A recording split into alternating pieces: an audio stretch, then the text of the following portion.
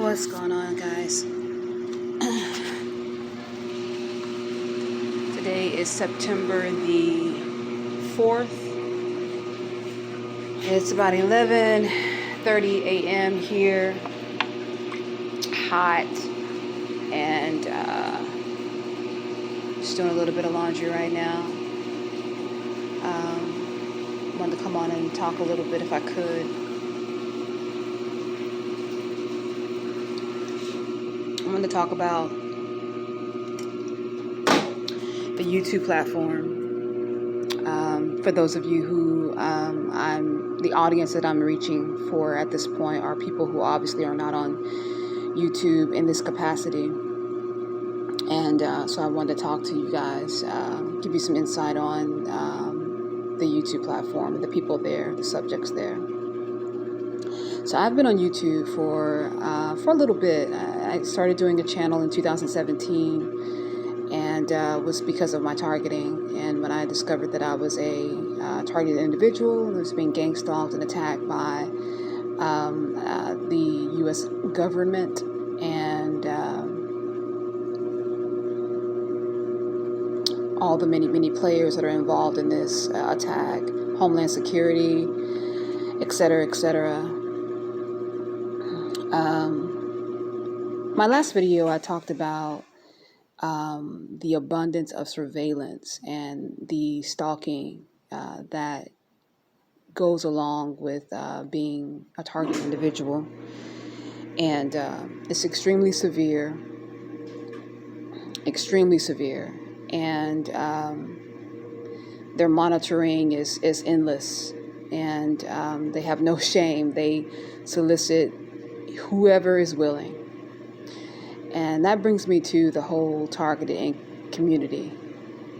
YouTube used to be a place where people who had discovered they were being gangstalked could come and give their testimony, expose the harassment, and converse with other people who are going through what they were going through. And when I came on, there was a lot of, real targets, people who were really struggling and really going through a lot. Today, unfortunately, the people on YouTube saying that they're targeted individuals are actors. They're actors and agents. And when I say agent, I just mean that they're coming on YouTube pretending to be targeted when indeed they are just monitoring you, monitoring the real people who are truly still being attacked and surveillanced by this corruption. It's become a trend. You'll be able to notice what they look like. They're always claiming to be Christians, claiming to be Israelites, claiming to be God-fearing.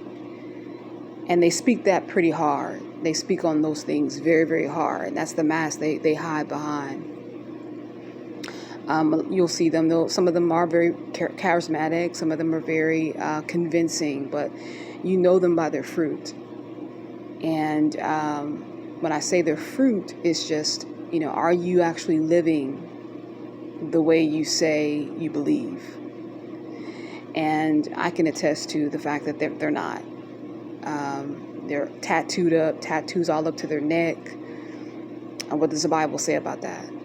They're smoking marijuana. What does the Bible say about that? And they're talking about, having premarital sex and relationships that involve premarital sex before you're married. What does the Bible say about that? They're completely racist. There are certain people that they're willing to help, certain people they're not, but I know the reason for that. But what does the Bible say about that? Helping your neighbor. They click up, they join up and conform to the masses and whomever it is that's the popular at the time. And what does the Bible say about that? You know what I mean? Like, there's just so many violations that are being committed, but yet you'll have these very individuals, trying to act as if they're so involved with Christ, and they're so involved with the Most High, and they're this, they're that, devoutly. And as I said before, you can see and tell by their fruit that they're not. So one of the things that is a downfall for someone like myself, because I am a true targeted individual, a black woman, there's a lot of enemies toward that criteria. A lot of hate coming from the male audience, because men, they just have a great deal of hate for women. And that's on a spiritual level. If you take the time to really look into things on a spiritual level, you'll understand where that comes from. A lot of ignorance being perpetuated in these religions and these beliefs about women, so they follow suit in that, just to perpetuate their hatred, their true hate, and their true feelings, and their true nature. An example of that is, there's a guy on YouTube who claims to be God-fearing. He goes by the name of Sims Yahuda. And I know that he's a part of this whole fake agent TI group, because I had several encounters with him. And for someone who claims to be anointed, a part of the 144,000, you understand what that means, to be a part of the 144,000? And yet, I had 2 encounters with this person, and both encounters he was rude. He did not offer any help, not even any compassion, not even any kind words.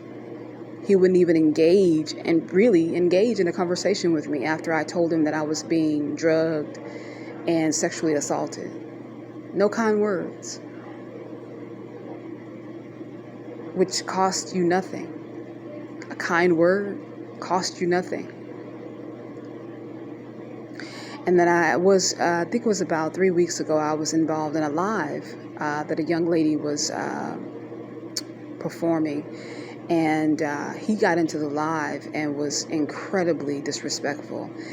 And the way that he engaged in the live was indicative of what I've been saying about, there is a group of men, mostly black, or those who think they're black, that are involved in this group of pretense Israelite, pretense Christian, that are really agents, and they're really gangstalkers. And they're on this platform posing as TIs, when really they're a part of the criminal network that is attacking me. And whenever they see me reaching out to someone that I've never reached out to before, or talking to someone that I've never reached out to before, or talking to someone that's never been suggested to me on my page or on my channel, they will interfere. And their whole hope to interfere is to try to sabotage or slander my being involved with this individual that hasn't been approached and hasn't been told, the script about how to handle me. Because they're all given a script on how to deal with you when they encounter you, which is, don't give any help, don't really even engage, don't comment really.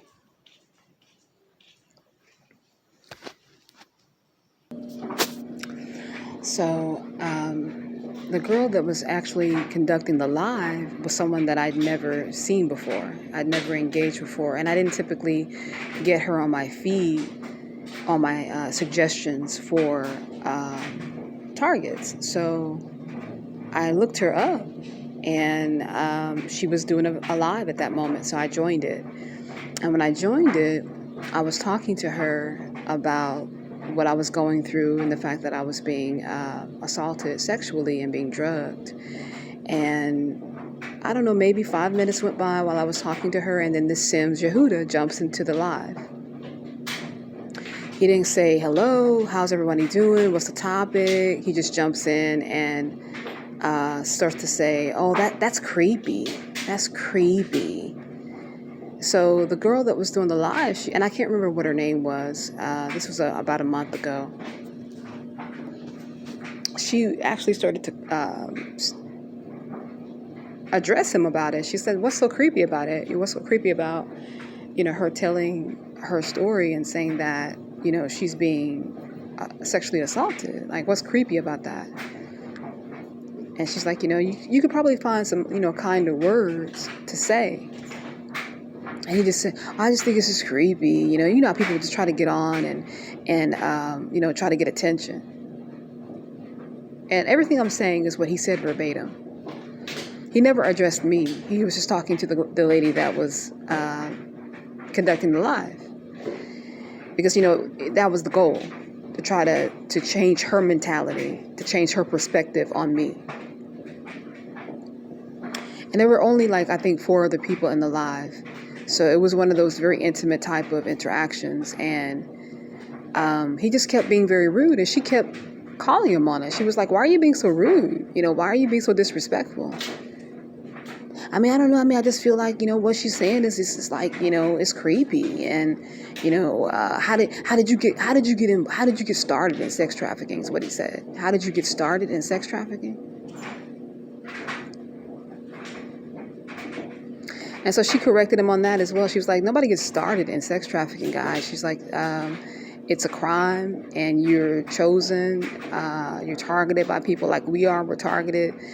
She was just really addressing him, which I was very appreciative for, because she noticed that he was being really, really rude for no reason. And he never stopped. He was just like, okay, well, I'm going to leave then. I'm going to leave. And she's like, well, that'd probably be best. That would probably be best if you did leave. But he didn't leave. He just kept lingering around, because the goal, again, was to make sure that he changed her perspective on me. Because this is a person that hasn't been given the memo yet. You know what I mean? So this is someone new. I came into contact with her just by happenstance. And he was trying to make sure that was going to be affected. This is how they operate. They do it in a gaslighting manner. That's how they do it. They do it in a gaslighting manner, meaning that they're not going to come out and directly say, don't help her. It's just going to be that whole negativity, because most people are conformists. So he was hoping that she was going to conform to his attitude and change up toward me the way that he was acting.